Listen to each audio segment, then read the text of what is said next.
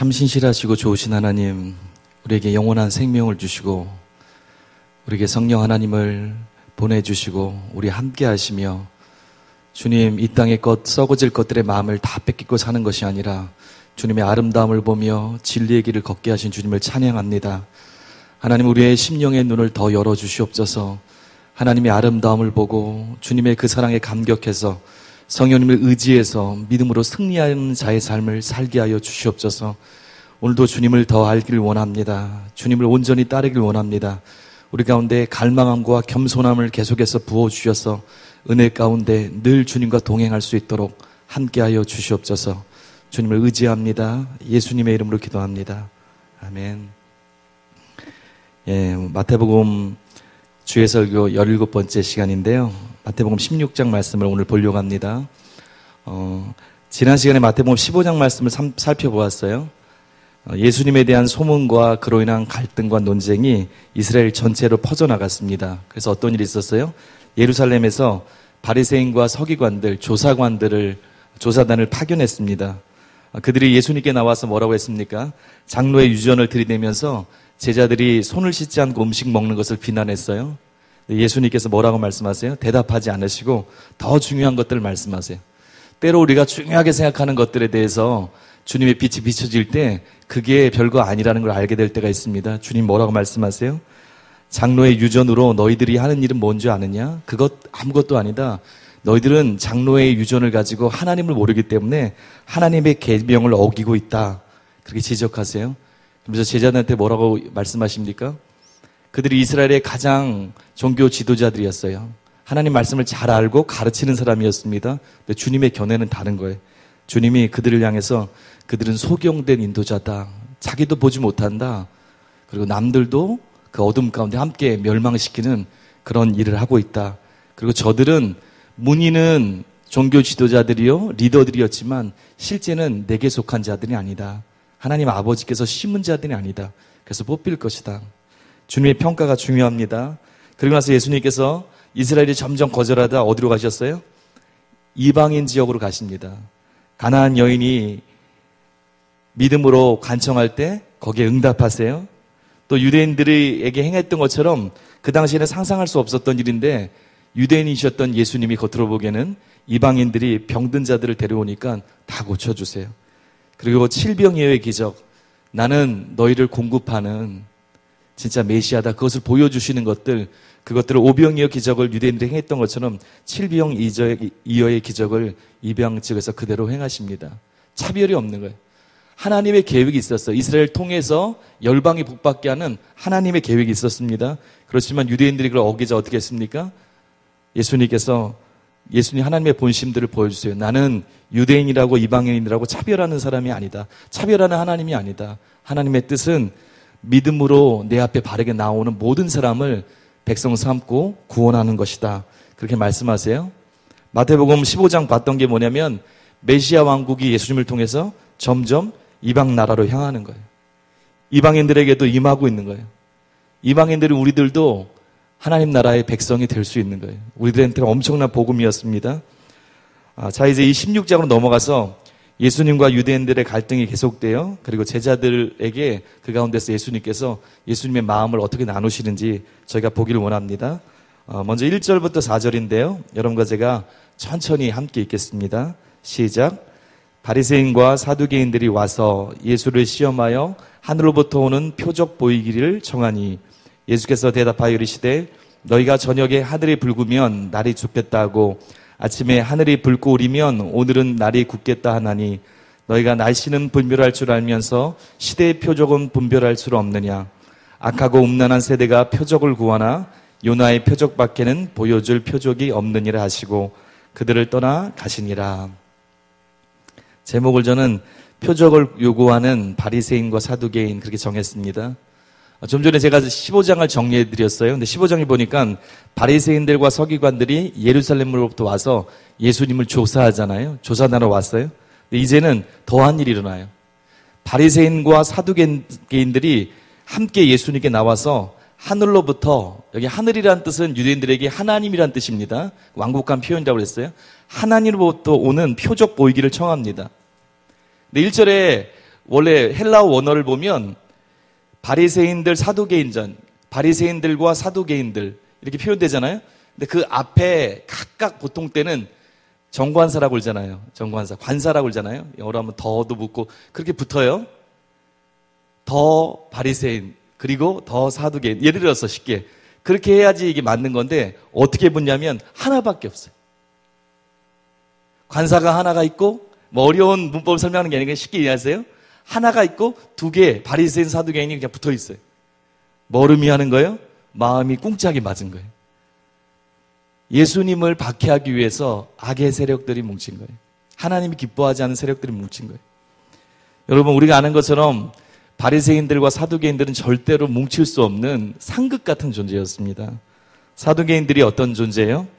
대제사장, 또 제사장 그룹에서 아주 유력한 자 소수, 그리고 이스라엘의 상공업을 주장하는 요즘으로 따지는 굉장한 기업의 재벌 총수 같은 사람, 보통 사람들이 아니에요. 사두개인들은. 그리고 정치인, 유력한 정치인들. 이스라엘의 최고위층이에요. 누릴 거를 다 누리고 있어요. 그래서 로마가 점령할 때 친로마적이라고 그랬어요. 로마랑 친합니다. 왜? 다 누리니까. 기득권을 갖고 있으니까. 구약성경 중에 모세의 오경만을 인정하고 있었어요. 바리새인들과 달리 부활도 믿지 않았어요. 왜 부활을 믿지 않았을까요? 너무 편하거든요. 이 땅에서. 그러니까 부활을 믿지 않았던 것 같아요. 그리고 현세적이고요. 상류층이었습니다. 근데 바리새인들은 어떤 존재였어요? 반대로 모세오경뿐만 아니라 모든 구약을 인정했어요. 부활도 인정했습니다. 특히 지난주에 배웠던 장로들의 유전, 구전 율법을 세세하게 만들었어요. 종교 규칙들을 만들고 전통을 만들어서 세심하게 따랐던 사람들, 그 사람들이 바리새인들이에요. 그런 말이 있잖아요. 달라도 너무 달라. 이 말이에요. 달라도 너무 다른 사람들이에요. 근데 오늘 보니까 관사가 하나예요. 완전히 하나가 됐어요. 하나님의 일을 방해하는데 하나가 됐어요. 세상에서도 그런 걸 많이 보죠. 악한 사람들 평소 때는 으르렁거리다가 어떤 악한 일을 도모할 때 완전히 그냥 꿍짝이 맞아서 딱 하나가 되는 그런 일이 나왔습니다. 이들이 유대 종교 대표 세력이에요. 바리새인들은 보통 중류층인데 그래도 종교적으로 대표 세력이었어요. 존경받는. 사두개인들은 모든 면에서 다 갖고 있는 사람이었어요. 대표 세력 두 세력이 이스라엘을 대표하는 유대 종교를 대표하는 두 세력이 합세해서 예수님께 나옵니다. 그리고 하늘로서 오는 표적을 구해요. 진짜 예수님이 메시아인지 궁금해서 알아보는 게 아니에요. 이게 뭐라고 나와 있어요? 시험하여. 똑같이 무엇을 알고 싶고 질문하고 똑같이 참여한다고 똑같은 게 아니에요. 중심이 이렇게 중요한 거예요. 왜 그 일을 하려고 하느냐? 하나님 우리의 동기를 보시잖아요. 마음이 다른 거예요. 시험하여. 페이라죠. 시험하기 위해서 물은 거예요. 마태복음 4장에서 이 단어가 어디에 쓰였냐면 사단이 예수님을 시험하잖아요. 넘어뜨리려고. 하나님의 뜻을 성취하지 못하게 하려고. 그때 쓰였던 단어예요. 잘못된 동기, 악한 마음을 가지고 예수님에게 꼬투리를 잡기 위해서 무슨 힐착할 것을 잡기 위해서 그렇게 나왔습니다. 그들을 향해서 예수님께서 뭐라고 말씀하세요? 악하고 음란한 세대여. 너희들이 패역하고 있구나. 내가 다 알고 있다. 구약에서 음란을 어디 때 씁니까? 하나님께 대해서 배교하는 것, 그것을 음란하게 쓰는 거예요. 너희가 하나님을 위한다고 서 있지 사실은 너희들은 하나님께 배교한, 하나님과 상관없는, 도리어 그 길을 막는 악하고 음란한 세대다. 그러면서 도리어 뭐라고 말씀하세요? 너희가 날씨는 참 잘 알고 있지. 하늘이 붉으면 그 다음에 좋겠다. 또 어쩌면 어쩌겠다. 그 전날 하늘만 봐도 그 다음날 너희들이 쉽게 예상하고 준비하지. 그런데 왜 날씨는 그렇게 잘 분별하면서 시대의 표적, 너희들의 생명과 관계 있는 시대의 표적은 분별하지 못하느냐? 그렇게 책명하세요. 너희가 날씨는 분별할 줄 알면서 시대의 표적은 분별할 수 없느냐? 3절에 그렇게 질문하고 계세요. 여러분, 시대의 표적이 무엇일까요? 무엇인 것 같으세요? 시대의 표적이 뭘까? 성경을 볼 때 많은 분들이 그렇게 이해하고 계신 것 같아요. 시대의 표적은 예수님이 재림할 때 나타나는 표적과 징조를 의미하는 것이다. 그래서 세상 끝에 어떤 일이 있는지 분별하는 것을 의미한다. 그렇게 많이 알고 계시잖아요. 근데 시대의 표적이 그게 아닙니다. 여기서 나온 시대의 표적은 종말에 대한 표적이 아니고요. 예수님을 통해 일어나고 있는 것을 지금 말하고 있는 거예요. 지금 어떤 일이 일어나고 있어요? 예수님의 가르침과 사역을 통해서 하나님 나라, 하나님이 어떤 분이고 하나님의 통치, 하나님의 나라가 어떤 나라인지가 지금 임하고 있어요. 도래한다고 그러잖아요. 지금 여기서 막 일어나고 있는 거예요. 하나님의 나라의 도라에 대해서 지금 볼 수 있어요. 들을 수 있어요. 깨달을 수 있는 거예요. 그런데 눈앞에 펼쳐지고 있는데도 그것을 못 알아보는 거예요. 지금 하나님의 강력한 역사가 눈앞에 펼쳐지고 있는데도 영적인 소경이 돼서 그것을 못 알아보는 거예요. 그게 시대의 표적이에요. 지금 하나님 나라가 예수님을 통해서 도래하는 것. 이 역사적인 놀라운 일이 일어났는데 너희들은 그것은 모르고 엉뚱한 일 하고 있구나. 여러분 얼마나 어리석은 자들이에요? 눈먼 자가 보게 되고 있어요. 저는 자가 걷게 되고 있어요. 이사야 예언처럼 메시아가 이 땅에 왔을 때 임하는 그런 치유와 기적의 역사들이 일어나고 있어요. 벙어리가 말하게 돼요. 귀신의 속박에서 자유케 됩니다. 그뿐만입니까? 오병이어. 그거 어떻게 일으켜요, 그걸 사람이. 오병이어의 기적이 일어났어요. 칠병이어의 기적들이 일어나요. 그게 막 소리 소문 없이 계속 전파됐을 거예요. 하나님 나라가 분명히 선포되고 있어요. 부인할 수 없는 일이 일어나고 있어요. 명백한 표적이 보이고 있어요. 그런데도 그들이 깨닫지를 못하는 거예요. 그리고 예수님을 책잡은 일을 꾸미고 있습니다. 여러분, 겸손한 게 이렇게 중요한 거예요. 영적 눈이 열린 게 이렇게 중요한 거예요. 주님이 우리에게 말씀하실 수 있는 거, 그 말씀을 듣고 주님이 우리 가정에, 이 교회에, 한국교회에 어떤 말씀을 하실 때 그것을 듣기 위해서는 겸손함이 필요한 거예요. 마음을 여는 게 필요한 거예요. 바른 마음의 동기가 필요한 거예요. 하나님의 뜻을 행하려는 마음이 정말 필요한 거예요. 그런 게 없으면 아무리 하나님의 뜻, 하나님의 일이 일어나도 내가 모를 수 있다는 거예요.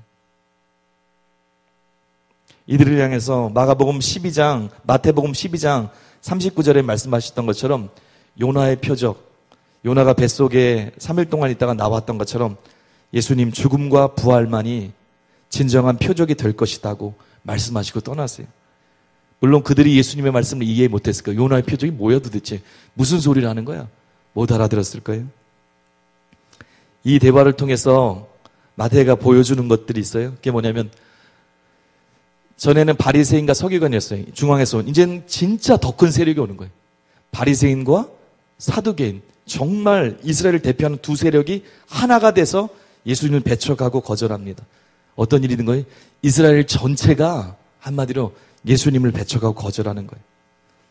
이제 계속해서 5절부터 12절 말씀을 함께 보겠습니다. 5절부터 12절 말씀 함께 우리 천천히 읽겠습니다. 시작.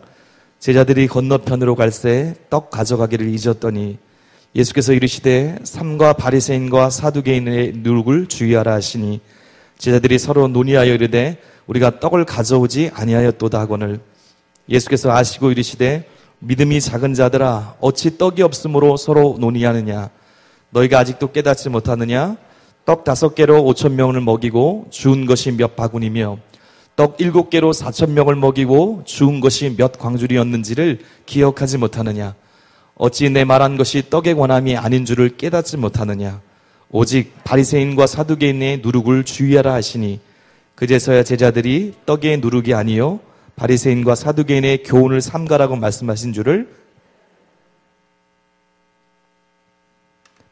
바리새인들과 사두개인들의 누룩 제목을 정했습니다. 제목을 알고 있으면 흐름을 이해하는데 도움이 많이 된다고 그랬어요.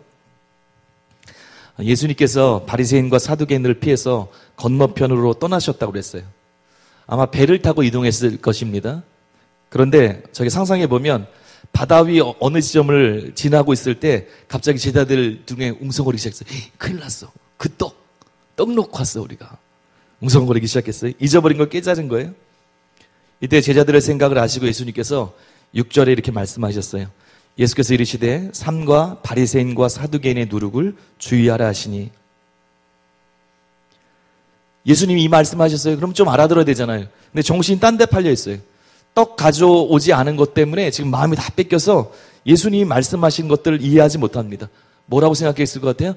야, 드디어 올 게 왔다. 우리 주님이 떡을 찾으시구나. 서로 책임을 물었을지도 몰라요. 동문서답하고 있는 것 같아요. 이때 예수님께서 이런 제자들의 모습을 보시고 뭐라고 그래요? 믿음이 적은 자들아 책망하세요. 그러면서 5병이어 7병이어를 통해서 보여주신 주님의 공급하시는 능력을 금세 잊어버리고 염려함으로 예수님의 말씀을 놓치고 있는 것을 책망하십니다. 그러시면서 11절에서 다시 말씀하세요. 오직 바리새인과 사두개인의 누룩을 주의하라. 굉장히 중요한 말씀을 하신 거예요. 엄중히 경고하신 거예요. 그때서야 제자들이 알아요. 몇 번 들으니까 이제 정신이 좀 돌아온 것 같아요. 아, 그게 떡이 아니라 좀 전에 주님 말씀하셨으니까 오병이어 칠병이어 하면서 그들의 생각을 다시 붙잡아 주셨으니까 떡이 아니라 바리새인과 사두개인들의 교훈을 말씀하고 있는 거구나. 그렇게 깨달았습니다. 여러분, 누룩은 바리새인과 사두개인들의 가르침과 교훈을 의미하는 거예요. 좀 전에 저희가 봤어요. 이들이 가르침이나 생각이나 주장이 사상이 반대된다고 그랬습니다. 반대되는 거예요. 그럼에도 불구하고 어떤 게 있어요? 하나님의 뜻과 상관없이 옳지 않은 많은 내용들을 가지고 있었어요. 마치 누룩이 많은 반죽에 조금만 들어가도 이렇게 부풀어 오르잖아요. 그렇게 이들이 갖고 있는 그런 잘못된 가르침, 영향력, 또 그 지위가 소경 인도자가 돼서, 지위가 없으면 차라리 나은데 지위까지 높은 거예요. 소경 인도자가 돼서 그런 잘못된 가르침을 가지고 영향을 줘서 많은 사람들을 멸망의 구렁텅이로 인도하는 악을 저지르고 있었어요. 자기도 못 들어가고 남도 못 들어가게 하는 거예요. 그것이 교훈일 수 있어요. 또 다른 것이 뭘로 볼 수 있습니까? 그들의 태도, 예수님에 대한 반응들을 또 볼 수 있어요. 가르치는 것 상황이 다릅니다. 근데 공통점이 있어요. 뭐가 있습니까? 교만합니다. 강팍해요. 하나님을 경외하지 않아요. 자기의 기준을 고수합니다. 예수님을 통해서 분명히 계시되고 있는 천국 복음을 받아들이지 않고 이 땅에 오신 예수님을 대적하는 모습을 동시에 보여요. 그때 주님 말씀하시는 거예요. 저 교훈을 삼가라. 뭐라고 말씀하시는 거예요? 그들이 지도자들일 것이다. 이스라엘 최고의 지도자 맞지? 그들이 많은 사람들한테 영향을 주는 지도층이 맞다. 그러나 그들이 가르치는 것 가지고 그들을 따라갈 때 절대로 천국에 들어갈 수 없다. 절대로 나의 제자가 될 수 없고 하나님의 자녀로 설 수 없다. 주님께서 분명히 선을 긋고 계세요. 여러분 보십시오. 저희가 많이 들어서 잘 알고 계속 저희가 기도하고 있지만 이 일이 진짜 한국교회와 세계교회에 일어나고 있어요. 얼마나 많이 잘못된 교훈과 전통이, 바르지 않은 구원론이 영혼들을 지옥으로 향하게 하고 있는지 몰라요. 제가 가끔 기도할 때 그런 표현을 쓰잖아요. 평생 예수 믿고도 평생 교회에 와서 봉사하고 11조 내고 헌금하고 나름대로 신앙생활을 하면서도 평생 보내면서도 사람의 교훈, 잘못된 교리, 전통들이 얼마나 영혼들의 앞길을 막고 있는지 몰라요? 여러분과 저희가 이 사실을 알고 기도해야 됩니다. 바른 구원론, 바른 진리를 아는 건 그게 정말 중요한 거예요. 그것을 듣고 있는 것을 정말 감사해야 되는 거예요. 그리고 그 진리가 정말 더 퍼져나갈 수 있도록, 나는 들었는데 여기서 끝나는 게 아니라 이 진리가 퍼져서 이 당시에 예수님께서 얼마나 마음을 안타깝게 여기셨을 것 같아요. 그리고 혹시 그 영향이 제자들한테 미칠까봐 그것을 지금 이 표현이 굉장히 경계하시는 겁니다. 그렇게 하고 계세요? 성경적인 진리와 구원론이 속히 이 땅에 퍼질 수 있도록 기도하고 계시지만 더 지속적으로 여러분 중보해 주시고요. 또 여러 가지 큰 믿음 교회를 통해서 나오는 그 책들이 퍼질 수 있도록, 또 여러분이 진리를 알고 있으면 주저하지 않고 주님의 마음과 지혜를 가지고 많은 분들에게 많이, 그들이 혹시 핍박한다 할지라도 꼭 전해주시기 바랍니다. 여러분과 제가 하나 더 생각해 볼 게 있어요. 그게 뭐냐면 염려에서 벗어나야 돼요. 예전에도 한번 염려에 대해서 다뤘어요. 염려하는 제자들을 향해서 주님 뭐라고 책망하세요? 믿음이 적은 자들아 그래요. 여러분과 저를 향해서 뭐라고 주님이 하실 것 같으세요? 꼭 이렇게 하실 것 아닐 수도 있어요, 물론. 예수님께서 믿음이 적은 자라고 책망하실 때 성경에 보면 어떤 뜻이냐면 예수님을 따르면서도 세상 일 때문에 동시에 염려하는 거예요. 예수님과 함께 있는 것 같은데 제자들은 그러잖아요. 함께 있는데 자꾸 잊어버리고 딴 생각하고 염려하는 거예요. 주님은 이런 모습을 기뻐하지 않으세요? 지난번에 마태복음 13장에 봤던 것처럼 가시떨기 같은 밭이에요. 잘 따라가는 것 같은데 나름대로 열심을 내는 것 같은데 어떻습니까? 열매를 맺을 수가 없어요. 가시떨기에 뿌려졌다는 것은 말씀은 들으나 세상의 염려와 재물의 유혹에 말씀이 막혀 결실하지 못하는 자요. 여러분 다시 말씀드립니다. 이 중에 어떤 분들 여러분 삶 가운데 지금 어떤 폭풍이 치는지 모르겠어요. 염려하지 마세요. 주님 바라보세요. 여러분도 혹시 들어보셨을지 모르겠는데 초대교회 문서나 이런 데 보면 재미있는 어떤 저희들한테 도전이 주는 그런 일들이 있습니다. 근데 그 중에 하나가 뭐냐면 초대교회 성도들한테 별명이 있었다고 그러죠. 부르는 서로 격려하기 위해서 부르는 명칭이 있었다고 그래요. 들어본 분 있을 거예요. 그게 뭐냐면 한번 따라해 보세요. 티테디오스. 예, 물론 저희 나라의 말이 아니죠. 티테디오스라는 그런 말이 있었어요. 제가 성원이잖아요, 성원. 그러면 가끔 부를 때 티테디오스 성원 그렇게 불렀다는 거예요. 티테디오스가 뭐냐면 결코 염려하지 않는 사람이. 죽음의 위협이 있었어요, 초대교회 성도들한테. 예수 믿으면 유대교의 모든 그런 보호에서 출교당했어요. 아무것도 할 수 없어요. 염려해야 될 그 상황이에요. 근데 초대교회 성도들 염려하지 않았습니다. 부활하신 예수님을 경험했어요. 그분이 어떤 분인지 바라보기 시작했어요. 믿음이 주에 온전케 하시는 분, 정말 없는 것을 있게 하시고 죽은 자를 살릴 수 있는, 예수님 그러셨잖아요. 그분을 바라봤어요. 그리고 예수 믿는 자는 어떤 사람이었어요? 그렇기 때문에 어떤 역경에서도 진짜 예수님을 따르는 사람들은 염려하지 않는 사람이라고. 서로에 대해서 불렀어요. 티테디오스 누구? 그게 예수 믿는 자의 정체성입니다. 하나님이 어떤 분인지를 진짜 알기 때문에 상황과 관계없이 염려하지 않는 거예요. 여러분, 염려할 상황들이 객관적으로 있을 수 있어요? 주님이 그 상황보다 크십니다. 이건 그냥 얘기하는 게 아니에요. 진짜 주님은 위대하신 분이세요. 예, 우리 성경 주예설교 시간이지만 시간 잠깐 내서 우리 옆에 분들, 김 집사님 해도 되고요. 이 권사님 예를 들어서, 아니 누구 형제님 자매님 해도 되고요. 옆에 있는 분 한번 잠깐 보세요. 이름을 모르면 한번 물어보세요. 예, 한번 물어보세요.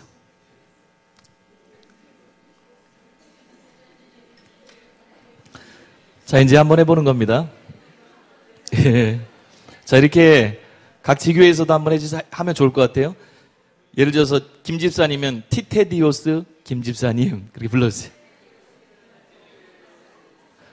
예, 우리 다른 옆에 있는 분 한 분만 더 한번 해보겠습니다. 예, 믿음으로 고백해 주세요.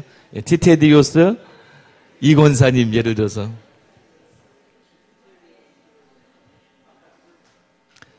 여러분, 믿음 안에서 염려 대신 감사와 기도를 드리세요. 어려운 상황이 있습니까? 그때 주님을 기쁘시게 할 찬스예요.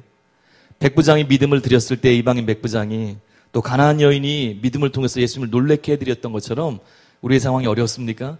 그러면 예수님을 기쁘게 해드릴 수 있는, 우리 주님을 얼마나 신뢰하는지 우리 삶에 믿음의 근육도 키우고요, 그분을 기쁘시게 할 수 있는 찬스입니다. 여러분, 주님을 알므로, 하나님의 전능하시고 위대하심을 알므로, 그 사랑과 신실하심을 알므로 염려하지 않는 여러분 되시길 바랍니다. 세 번째 단락으로 가겠습니다. 13절에서 20절인데요. 13절에서 20절인데 여러분과 제가 천천히 같이 읽겠습니다. 시작. 예수께서 빌립보 가이사랴 지방에 이르러 제자들에게 물어 이르시되 사람들이 인자를 누구라 하느냐?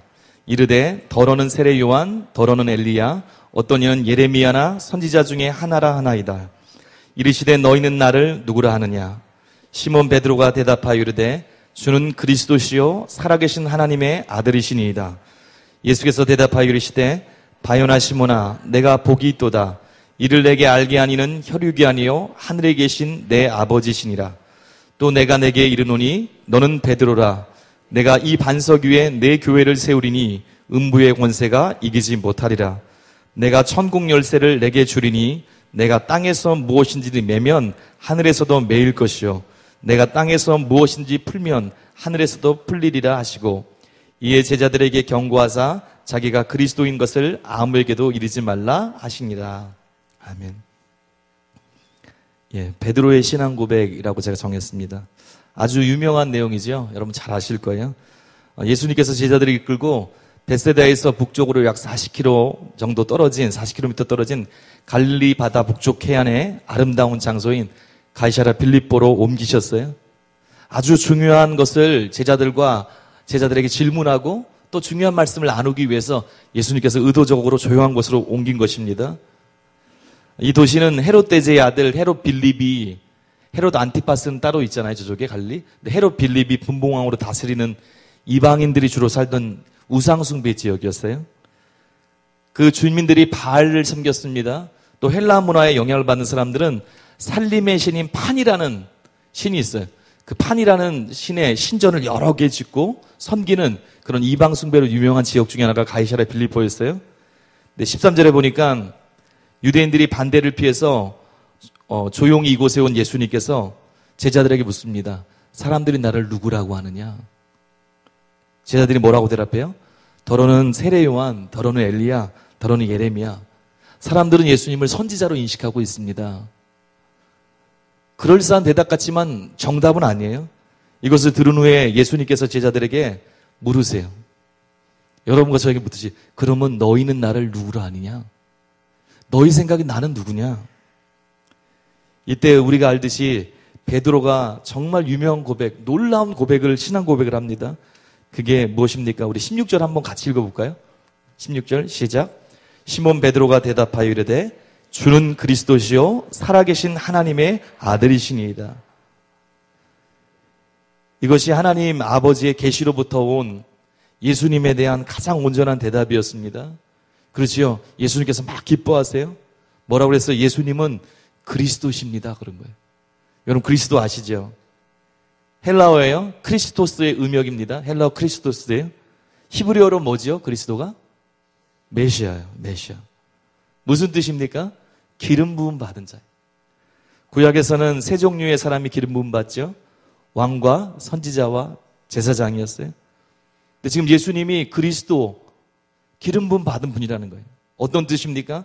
하나님을 통해 보냄받은 예수님이 이 세 가지 역할을 완벽하게 성취하신 분이라는 거예요. 하나님 뜻 성취하기 위한 진짜 기름 부음 받은 온전한 분이라는 거예요. 예수님은 온전한 제사장이 되셨어요. 그래서 사람들을 예수님 하나님께로 온전히 연결해 주십니다. 제사장 역할이 그거잖아요. 예수님은 또 온전한 선지자였어요. 그냥 선지자가 아니에요. 온전한 완벽한 선지자였어요. 사람들한테 한 일이 무엇입니까? 하나님이 어떤 분인지를 온전히 명확하게 밝히 드러내주세요. 하나님 아버지가 어떤 분인지. 내 하나님 아버지는 이런 분이다. 계속 말씀하시잖아요. 하나님의 통치 원리를 계속 알려주시잖아요. 또 예수님은 왕이셨어요. 온전한 하나님 나라의 통치자 왕으로서 하나님의 백성을 하나님의 뜻대로 온전하게 통치하시는 분이세요. 사무엘하 7장에 나단이 다윗에게 약속한 것 있잖아요. 메시아가 오셔서 다윗의 집과 보좌를 영원히 세우실 분이시다. 메시아가 오실 것이다. 그분이 영원히 이 그냥 육적인 그냥 다윗의 보좌뿐만 아니라 영적인 온전한 그런 보좌를 영원히 세우실 진짜 그분이 왕이시다. 그분이 오실 것이다. 예수님은 그리스도세요. 또 여기 뭐라고 나와 있어요? 살아계신 하나님의 아들이십니다. 마태복음 초반부터 쫙 봤잖아요. 하나님의 아들인 걸 계속 보여주잖아요. 신적인 잉태가 있었어요. 세례 받을 때 하나님 말씀해 주셨어요. 시험 받을 때 또 시험에서 승리할 뿐만 아니라 거기 사단의 입을 통해서도 막 증거가 돼요. 이미 살아계신 하나님의 아들이심을 보여주셨습니다. 이 말은 시편 2편 7절에 대관식 시가 있어요. 왕 대관식하는. 거기에 나와 있는 구절을 떠오르게 합니다. 저희가 한번 읽어볼까요? 시편 2편 7절인데요. 같이 읽겠습니다. 시작. 내가 여호와의 명령을 전하노라. 여호와께서 내게 이르시되 너는 내 아들이라. 오늘 내가 너를 낳았도다. 이 구절을 성취하신 분이세요. 이 구절을 진정으로 성취한 분이세요. 하나님 나라의 왕이세요. 하나님의 유일한 하나님의 아들로서 유일한 신분을 갖고 계신 메시아세요.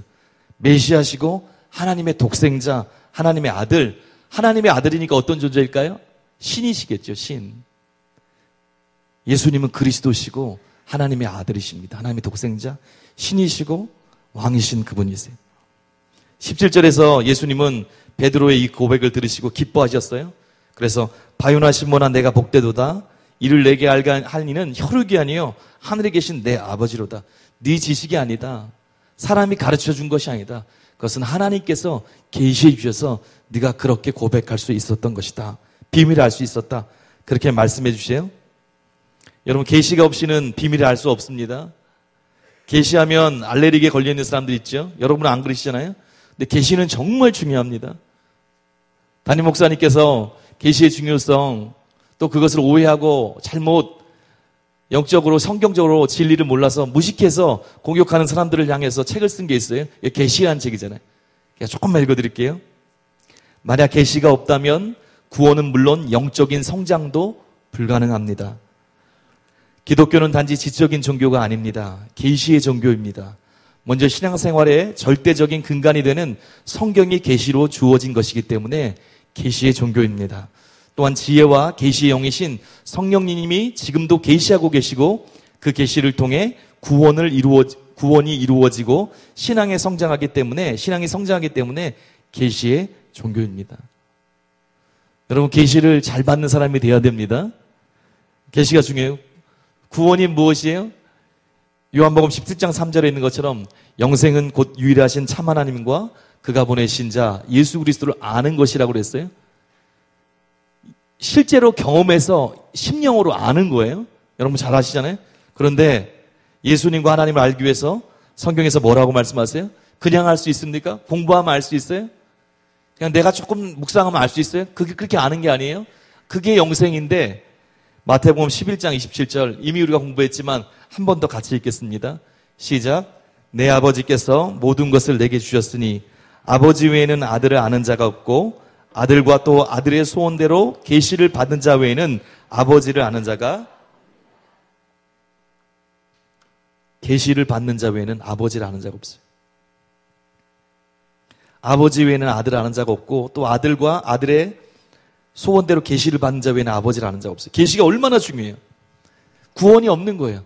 영적 성장이 없어요. 왜? 하나님을 알아야 영적으로 잘할 수 있는데 내가 그냥 스스로 조금 공부한다고 되는 게 아니라 하나님을 성령님께서 깨닫게 하시고 내 영의 빛으로 생명으로 진리로 계시로 이 모든 계시로 알게 하셔야 되는데 그걸 알아야 잘할 수가 있는 거예요.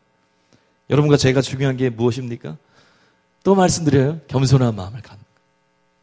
지혜와 계시형 성령님을 사모하고 알게 해달라고 하나님을 알게 해달라고 진리를 깨닫게 해달라고 그 마음을 갖는 것 그게 중요합니다. 그래야 구원받고 성장할 수 있는 거예요.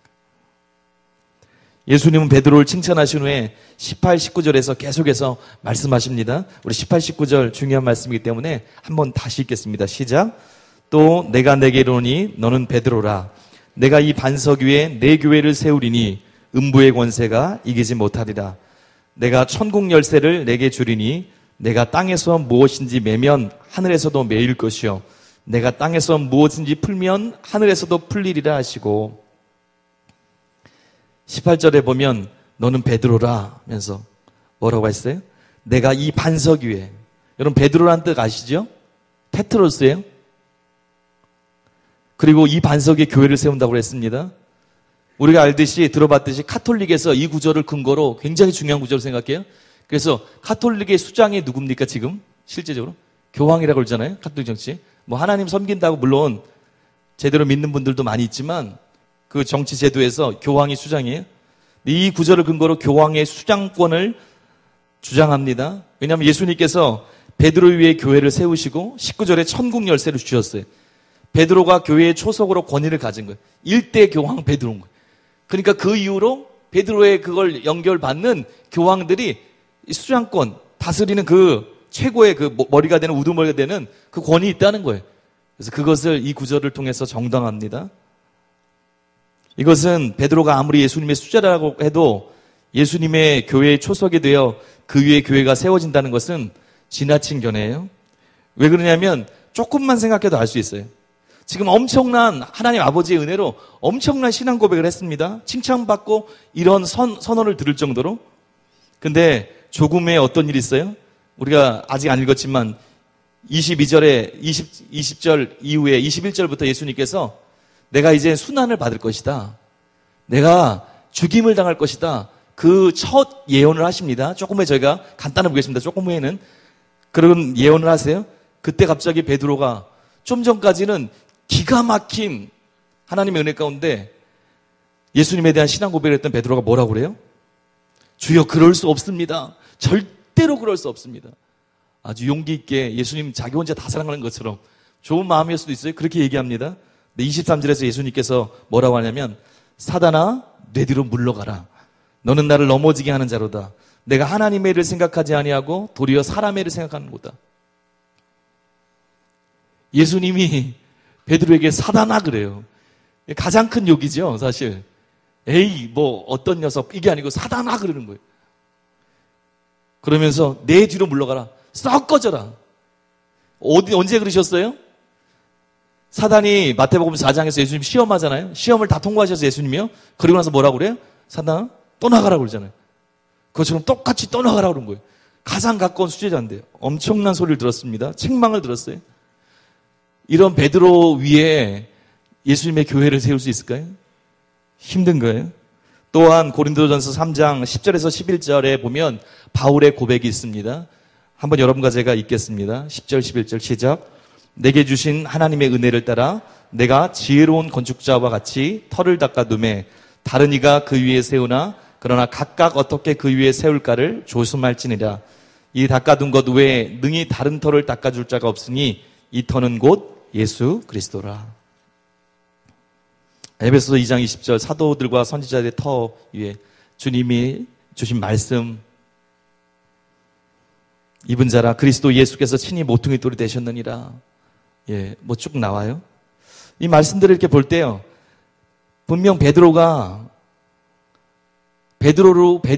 그 기초가 된 것, 그래서 그 기초 위에서 교황의 수장권이 이어지는 것, 그 근거로 삼는 것, 머리가 될 수 있어요? 그래서 뭐라고 고백합니까? 16절에 있는 그 고백을 근거로 해서 개신교에서 그러잖아요. 저희들이 베드로가 한 고백에 의해서 예수님에 대한 바른 신앙 고백, 즉 예수님에 대한 바른 계시를 기초로 해서 예수님께서 내 교회, 즉 예수님의 교회를 세우신다는 걸 의미한다고 그렇게 저희들이 붙잡고 믿고 있습니다. 그런데 이렇게 주장할 때 저희가 한 가지 살펴볼 게 있는데 이렇게 주장하면서 많은 학사들이 베드로가 이런 존재이기 때문에 그 위에 세워지는 게 아니야. 카톨릭이 지나쳤어. 그건 맞습니다. 근데 이렇게 주장하면서 베드로의 고백이다. 고백은 맞아요. 근데 거기에 주장하는 근거들이 있어요. 근데 그것이 조금 무리될 수가 있습니다. 그래서 그걸 조금 살펴보기 원하는데 여러분 잘 들으시면 좋을 것 같아요. 그 근거로 세우는 것 중에 하나가 베드로라는 말이에요. 베드로라는 뜻이 헬라어 돌덩이라는 뜻입니다. 남성 명사예요. 헬라어는 단어에 성이 있어요. 남성, 중성, 여성. 그런데 페트라, 이 반석 할 때 반석. 페트라는 뭐냐면 반석이라는 뜻인데요. 여성 명사예요. 차이가 있다는 거예요. 차이가 있으니까 그게 아니다. 근데 그렇게 주장합니다. 근데 그 근거는 맞지 않습니다. 지혜로운 표현이 아니에요. 왜 그런지 아냐면 예수님께서 이 당시에 헬라어를 쓰시지 않았어요. 저희가 충분히 미뤄보건대 그 당시 아람어를 쓰셨습니다. 근데 아람어에 보면 베드로가 게바예요. 반석이 게바예요. 똑같은 말입니다. 예수님 말씀하셨을 때는 헬라어로 쓰지 않고 너는 게바다. 게바 위에 이 교회를 세울 것이다. 그렇게 된 거예요. 또한 초대교회 교부들인 속사도 교부라고 들어보셨죠? 예수님의 제자들 뭐 이렇게 많이 들어보셨죠? 교회에서? 이레네우스나 저스틴이나 오리겐이나 터툴리안이나 사이프리안 등 그 사람들이 어떻게 했냐면 한결같이 예수님께서 초대교회를 설립하는 기초 역할을 하는 자로 부르셨다라고 그렇게 가르쳤어요. 이거 어떻게 할 수 있어요? 그럼 카톨릭이 맞는구나. 아니, 그게 아니에요. 예수님께서 베드로를 사용하셔서 교회의 중요한 일을 감당하게 한 교회를 그 위에 초석을 놓게 하는 그거는 알지언정 베드로 또 제자들을 통해서 중요한 역할을 하게 하셨습니다. 그렇죠? 베드로가 중요한 역할을 했어요. 오순절 이후에 베드로가 복음을 전했습니다. 그렇죠? 또 사마리아 성에 빌립의 복음 전파를 통해서 그들이 복음을 받았을 때 세례 주는 역할을 했어요. 또 사도행전 15장에 보면 예루살렘 회의 때 야고보와 함께 중요한 결정을 했습니다. 이렇게 중요한 일을 감당했어요. 그렇지만 그것이 그 위에 교회 전체를 세운다는 그건 아니에요. 무조건 그렇게 볼 수 있는 건 아니에요. 주님께서 베드로를 사용했습니다. 그런데 그 근거로 해서 베드로가 아니고 그거다. 그렇게 하는 건 맞지 않다는 거예요. 또한 저희가 살펴볼 것 중에 하나가 뭐냐면 지금 베드로에게 왜 이런 말씀을 하셨습니까? 베드로가 지금 절대로 예수님 죽으시면 안 됩니다 하고 막았을 때입니까? 그때가 아니고 지금 어떤 때지요? 베드로가 하나님 아버지를 통해서 계시를 받고 예수님이 누구신지를 고백한 그때예요. 그러니까 돌아가서 다시 얘기하면 베드로의 고백을 통해 세운다고 보고 있는 건 그것이 전혀 무리가 되지 않는 거예요. 근데 단지 제가 좀 전에 설명했던 것은 그렇게 베드로와 거기에 맞지 않으니까 그렇게 한다. 그러니까 카톨릭의 주장이 틀렸다. 그렇게 보면 무리가 있다는 거예요. 초대교회 교부들도 베드로가 중요한 역할에 쓰임 받았다. 그렇게 얘기했습니다. 결론적으로 예수님께서 신앙 고백을 한 베드로를 대표로 해서 대표되는 반석 위에 예수님의 교회를 세우실 거리라고 말씀하셨어요. 예수님께서는 이러한 바른 고백 위에 예수님의 교회 에클레시아를 세운다고 말씀하셨어요. 지금 어떤 일이 일어나냐면 지금 변화가 있어요. 유대인들이 점점 더 예수님을 반대하고 공격하는 게 심해졌습니다. 배척하는 게 계속 볼 수 있었죠. 제가 공부하면서. 그래서 어떤 일이 있어요?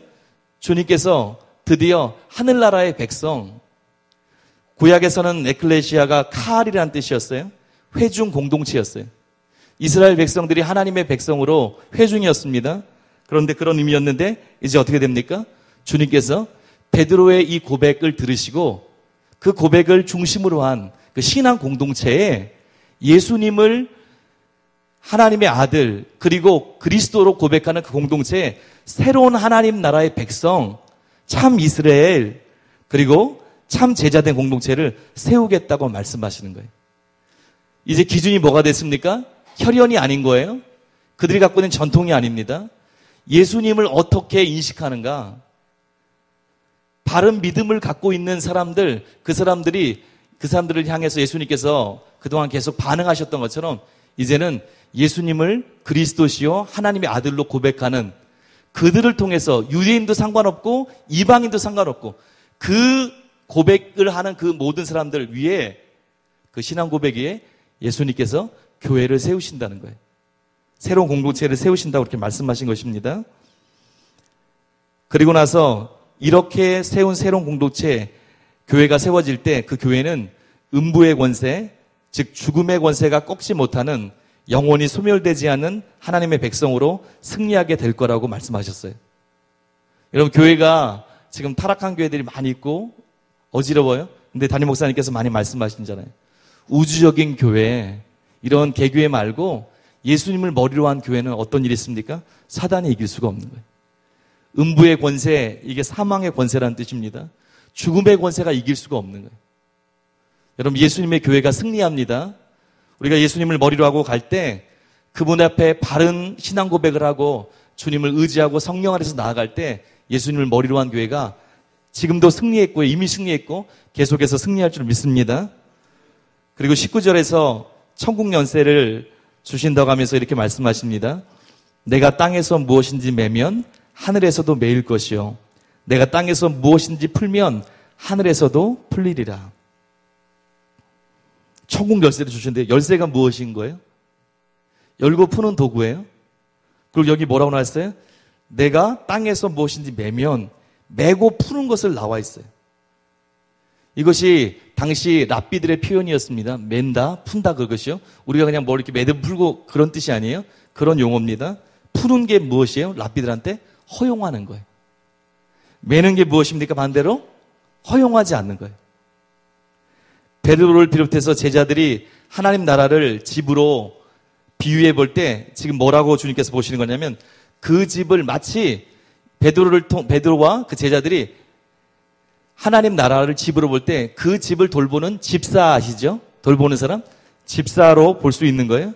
그래서 그들이 해야 되는 일이 무엇입니까? 매고 푸는 거예요. 주인의 뜻을 따라서. 하나님의 뜻을 따라서 그 말씀을 푸는 것, 즉 진리를 선포함으로 반응하는 사람들에게, 천국 복음을 선포함으로 반응하는 사람들에게 죄사함과 구원의 길을 열기도 하고요. 또 반응하지 않는 사람들에게 매는 역할을 하기도 합니다. 또 어떤 일이에요?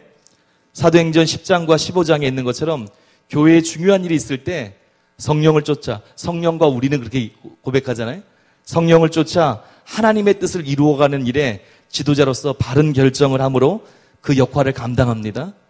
또 어떤 역할이 있어요? 담임 목사님께서 예전에 설교해 주셨던 것처럼 마태복음 18장 18절에 있는 것처럼 교회 안에 치리할 일이 있을 때 지도자가 되어서 듣고 회개하는 사람들을 회복시키고 풀어주는 역할을 하고 또 거절하고 옳지 않는 행동을 하는 사람들을 징계하는 역할을 감당하는 것입니다. 그리고 마태복음 18장 18절에 보는 것처럼 거기 보면 베드로뿐만 아니라 여긴 단수로 쓰여질지 몰라도 거기 보면 베드로뿐만 아니라 제자들 모두 예수님의 어린 양 사도된 그들 모두에게 주신 권한이에요. 그래서 이 일을 감당하게 한. 너희가 나를 바르게 신앙 고백하고 인식하는 거구나. 내가 너희를 바른 공동체에 중요한 역할을 쓰일 것이다. 너희 고백 위에 내 교회를 세워서 너희를 통해서 이 일들 지도자로서 이 귀한 일들을 감당하게 할 것이다. 그렇게 말씀하고 계신 거예요. 또 예수님은 20절에서 예수님이 그리스도이심을 알리지 말라고 하십니다. 왜 알리지 말라고 하셨을까요? 당연한 거 아닙니까? 베드로도 조금 전에 하나님의 은혜로 바른 고백을 해요. 근데 지금 조금 이따 보면 어떤 일이 있어요? 바로 또 잊어버려요. 왜 예수님이 십자가를 진다고 했을 때 막았을까요? 자기의 메시아관과 다른 거예요, 아직도. 메시아가 오셔서 왕권을 회복해서 이스라엘을 회복하는 것, 그런 의식들이 아직도 남아있는 거예요. 그래서 예수님이 그리스도이신 것을 부활 때까지, 십자가를 지시고 부활하실 때까지는 공개적으로 말하시기 힘든 거예요. 그렇지 않는 겁니다. 우리 21절, 23절 말씀 같이 읽겠습니다. 시작. 이때로부터 예수 그리스도께서 자기가 예루살렘에 올라가 장로들과 대제사장들과 서기관들에게 많은 고난을 받고 죽임을 당하고 제3일에 살아나야 할 것을 제자들에게 비로소 나타내시니 베드로가 예수를 붙들고 항변하여 이르되 주여 그리 마옵소서 일이 결코 죽게 미치지 아니하리이다. 예수께서 돌이키시며 베드로에게 이르시되 사단아 내 뒤로 물러가라. 내가 하나님의 일을 생각하지 아니하고 도리어 생각하는도다 하시고. 제목이 예수님의 고난과 죽음에 대한 예고. 첫 번째 예고가 시작되고 있어요. 21절 보니까 어떻게 시작됩니까? 이때로부터. 마태복음에서 이때로부터가 나오는 게 굉장히 중요해요. 이미 우리가 마태복음 아마 기억하시는 분이 거의 없으실 것 같은데 마태복음에서 이때로부터를 이미 한번 읽어봤습니다. 4장 17절이었어요. 한번 띄워주실래요? 제가 읽어볼게요. 이때로부터 예수께서 비로소 전파하여 이르시되 회개하라 천국이 가까이 왔느니라 하시더라. 이게 어떤 알림의 장치예요. 이때로부터 갈릴리 사역, 예수님의 공생애가 구체적으로 시작되는 거예요. 그리고 16장 지금 21절에 다시 이때로부터예요. 새로운 것이 마무리됐어요. 새로운 게 시작되는 거예요. 어떤 일입니까? 갈릴리 공성의 사역이 이제 종결되고요. 예수님의 고난과 대속을 향한 새로운 사역을 향해서 예수님께서 지금 나아감을 말씀하시는 거예요. 중요한 변화가 시작되고 있어요. 예수님께서 예루살렘으로 올라가 대제사장들과 서기관들에게 고난을 받고 죽으신 후 3일 만에 부활하실 것을 제자들한테 숨김없이 밝히 말씀해 주십니다. 명확히. 그때 우리가 알듯이 베드로가 예수님을 붙들고 항변합니다. 그리고 예수님의 길을 가로막습니다. 그리고 예수님으로부터 엄청난 책망을 받아요. 사단아 내 뒤로 물러가라. 너는 나를 넘어지게 하는 자로다. 여러분과 제가 교훈받을 것이 있어요. 여기 넘어지게 하는 자란 뜻이 뭐냐면 스칸다론, 장애물이라는 뜻이에요. 사단아 내 뒤로 물러가라. 너 지금 장애물이다. 뭐 생각나는 거 있습니까? 좀 전에? 베드로를 향해서 뭐라고 말씀하셨어요? 조금 전에? 얼마 전에? 너는 반석이다. 네 고백이 참된다. 너의 그 고백 위에 또 너희들의 그런 그 고백을 가지고 하나님 뜻을 가는 그런 헌신들 위에 하나님의 교회가 세워질 것이다. 하나님의 교회가 이제 퍼져나갈 것이다. 이루어질 것이다. 계속 나올 것이다. 그렇게 말씀해 주잖아요. 칭찬했습니다. 극찬하셨어요. 근데 지금 조금 후에 뭐라고 그랬어요? 너는 넘어지게 하는 자. 넌 장애물이다. 그럼 어떤 성경 구절이 생각납니까? 고린도전서 10장 12절. 그런즉 선줄로 생각하는 자는 넘어질까? 조심하라. 이렇게 짧은 시간 내에 완전히 다른 반대되는 잘못을 저지를 수 있을까요?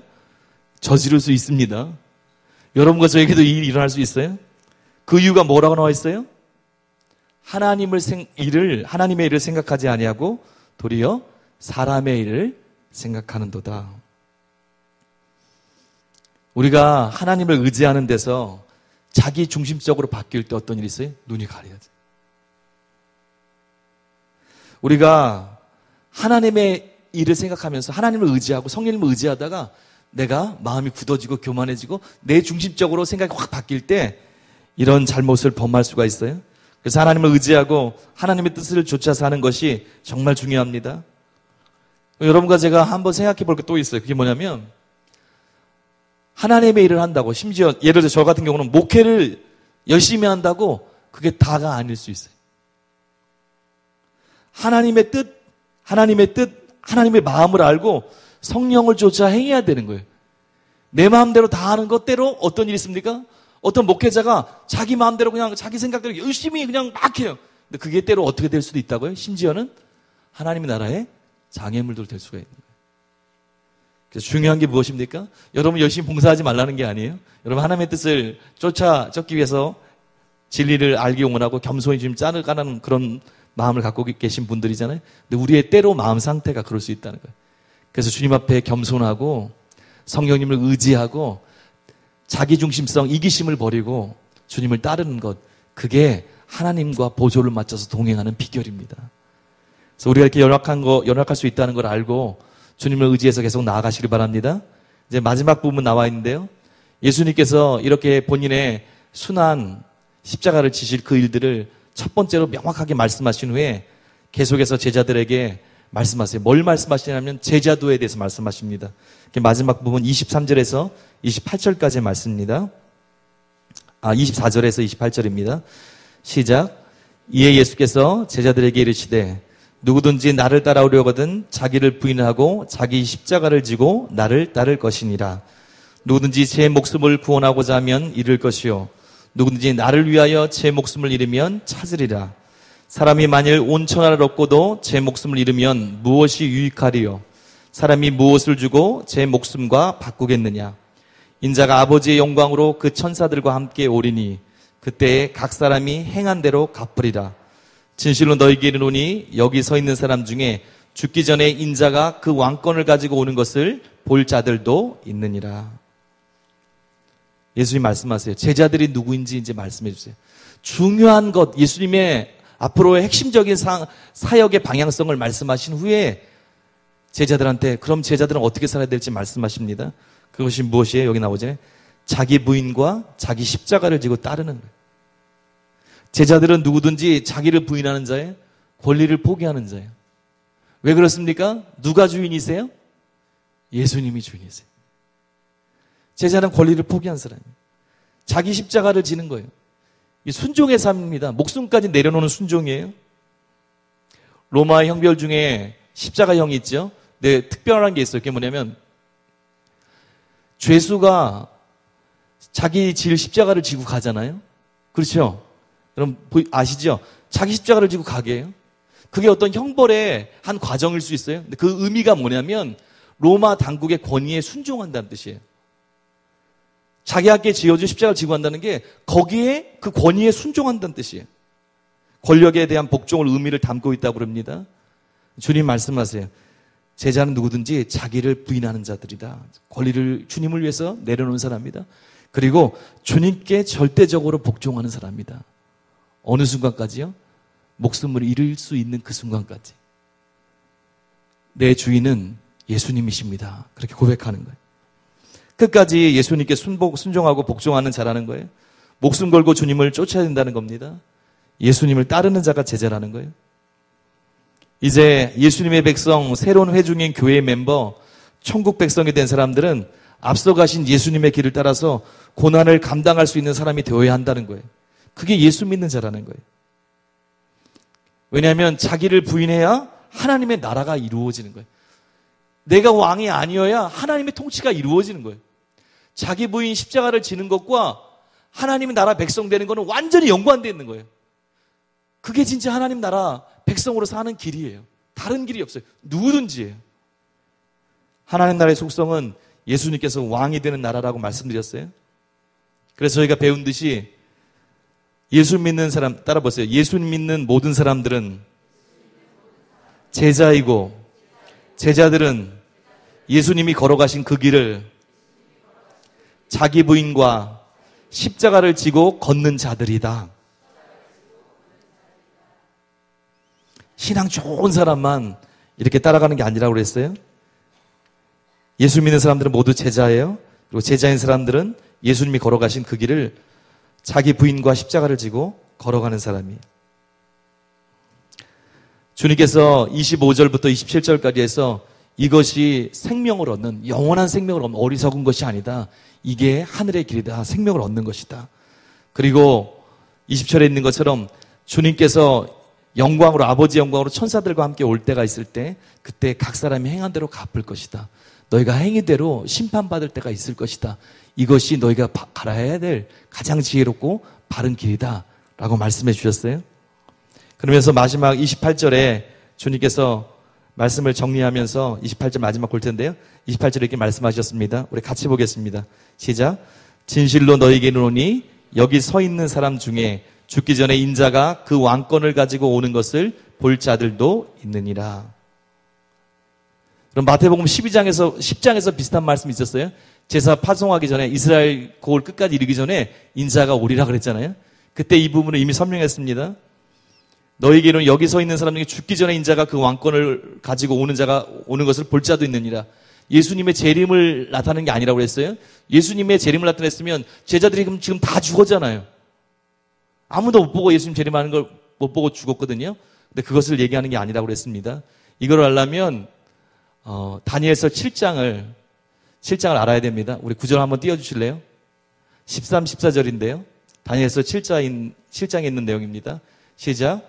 내가 또 밤 환상 중에 보니 인자 같은 이가 하늘 구름을 타고 와서 예적 북다 항상 계신 이에게 나아가 그 앞에 인도되매 그에게 권세와 영광과 나라를 주고 모든 백성과 나라들과 다른 언어를 말하는 모든 자들이 그를 섬기게 하였으니 그의 권세는 소멸되지 아니하는 영원한 권세요 그의 나라는 멸망하지 아니할 것이니라. 13절 한번 띄워줄래요? 13절 뭐라고 했습니까?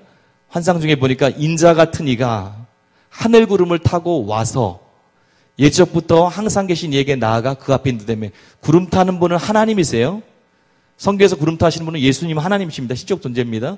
그런데 지금 인자 같은 이가 왔다고 그랬어요. 누구한테 왔다고 그랬어요? 땅으로 내려오는 게 아니고 하늘에서 하나님 아버지께로 가는 거예요. 기억나시죠? 왜 갔습니까? 권세를 받기 위해서 갔어요. 여기 주님 말씀하세요. 많은 분들이 그래요. 왕권을 가지고 오는 것을 볼 것이다. 그리고 마태복음 17장 1절에 보면 엿새 후에 그렇게 시작됩니다. 엿새 후에. 무슨 사건이 나오죠? 다음 주에 볼 변화산 사건이 나와요. 와, 영광 중에 베드로, 야고보, 요한이 영광 중에 변화산을 경험하는 거 그걸 것이다. 근데 그거는 아닙니다. 그렇게 보면 무리가 조금 돼요. 여기서 다니엘서 7장을 이해할 때 알 수 있는 게 무엇입니까? 예수님께서 하나님 아버지께 가서 왕권을 부여받는 진정한 왕적 권세를 실제 지금도 갖고 계시지만 그것을 완전히 소유하게 되는 실제적인 그런 모든 과정들, 그것을 의미합니다. 그래서 뭘 알 수 있어요? 예수님의 십자가 죽으심, 부활, 승천할 때 예수님께서 구름 위를 뚫고 가시잖아요. 승천. 그리고 뭘 볼 수 있어요? 재림이 아니고요. 예루살렘의 파괴를 예언하셨어요. 예루살렘, 그렇죠. 성전의 파괴를 예언하셨잖아요. 근데 그것을, 성전의 파괴를 예언할 때 그것을 보면서 다른 사람들이 믿질 않았습니다. 근데 예수님 말씀하신 그 권위가 성취돼요. 이 모든 과정들을 제자들, 물론 가룟 유다는 죽었지만 많은 제자들이 실제로 이 과정들을 다 봤습니다. 예수님이 진짜 만왕의 왕이시구나. 하나님을 통해, 이 모든 과정을 통해서 만왕의 왕, 만주의 주로 하나님 앞에서 이 권세자로서의 분명히 도장을 꽝 찍히는 그런 분이시구나. 그것을 아는 겁니다. 그래서 이 구절을 그렇게 해석할 수 있어요. 여러분, 말씀을 정리합니다. 제가 올라오기 전에 마지막 두 장을 떨어뜨리고 간다 봐요. 근데 지금 그래도 외워진 게 있어서 지금 쭉 같이 말씀드렸는데, 뒷부분을. 여러분, 오늘 말씀 다 들었는데요. 기도 제목 몇 가지 갖고 함께 기도하기 원합니다. 여러분과 저에게 필요한 그것이 뭐냐면 하나님의 은혜가 필요합니다. 하나님의 은혜가 우리 가운데 부어질 때 겸손한 마음으로 주님을 의지하고 나아갈 때 성령님을 통해서 오늘도 주님이 우리의 눈을 열어주시는 거예요. 주님께 기도해야 되는 거예요. 주님, 내 눈을 열어서 하나님을 알게 하여 주시옵소서. 내 생각대로, 내 마음대로, 내 중심성으로 행하는 것이 아니라 나를 내려놓고 주님을 따른 자 되기 원합니다. 주님, 진정한 승리의 길이 주님 말씀하신 것처럼 주님의 길을 따르는 것입니다. 시간이 가면 갈수록 내 중심성, 이기심이 깨어지게 하시고 예수님을 나의 입술로만 고백하는 왕이 아니라 내 중심의 모든 영역에 실제 나의 왕이 돼서 주님의 가신 그 길을 따르게 하여 주시옵소서. 오늘 기도할 때 주님, 나에게 성령으로 더 충만케 채워주시고 나를 붙들어 주셔서 하나님의 사람답게 주님이 기대하셨던 예수님이 그리스도시요 살아계신 하나님의 아들로 예수님을 섬기고 실제 살아가는 진정한 에클레시아, 주님의 회중 되게 하여 주시옵소서. 은혜를 부어달라고, 그리고 단 하나는 염려하지 않는 사람, 예수님을 알기 때문에 염려하지 않는 사람 되게 해달라고 여러분 기도하시기 바랍니다. 제가 기도하고 마치겠습니다. 좋으신 하나님, 주님께로 우리가 나아갑니다. 하나님의 은혜 때문에 우리가 여기 있습니다. 하나님의 놀라운 긍휼 때문에 이방인인 우리들이 예수님을 통해서 대속의 은혜를 경험하고 성령을 선물로 받아서 하나님을 아바 아버지라고 그렇게 하나님께 대해 산자로 살 수 있게 하신 하나님을 찬양합니다. 하나님, 우리를 의지하지 않고 주님을 의지하며 성령을 의지해서 오늘도 나아가길 원합니다. 내 뜻대로 사는 자가 아니라 예수님께서 하나님 아버지께 철저히 복종하고 순종하며 나아갔던 것처럼 왕 되신 예수님을 나의 생명이요 전부로 삼고 오늘도 주님을 따르길 원합니다. 주님 이곳에 임재하여 주시옵소서. 하나님의 전능하심, 그분의 신실하심, 죽은 자를 살리시고 없는 걸 있게 하는 창조주 하나님, 바른 믿음을 가지고 믿음으로 걷게 하여 주시옵소서. 의심의 모든 구름이 사라지게 하시고 주님을 믿는 자로서 삶이 변화된 모습으로 살게 하여 주시옵소서. 하나님, 주는 그리스도시요 살아계신 하나님의 아들이십니다. 이것이 우리 삶의 기초입니다. 예수님만이 우리의 터요 우리의 삶의 기초입니다. 그 위에서 반석되신 주님을 의지해서 나아가게 하여 주시옵소서. 베드로와 제자들이 그렇게 주님을 의지하고 성령을 의지해서 승리했던 것처럼 우리의 달려간 인생의 경주를 성령을 의지해서 순종함으로 오늘도 나아가게 하여 주시옵소서. 성령님, 우리를 사로잡아 주시옵소서. 주님을 의지합니다. 예수님의 이름으로 기도합니다. 아멘.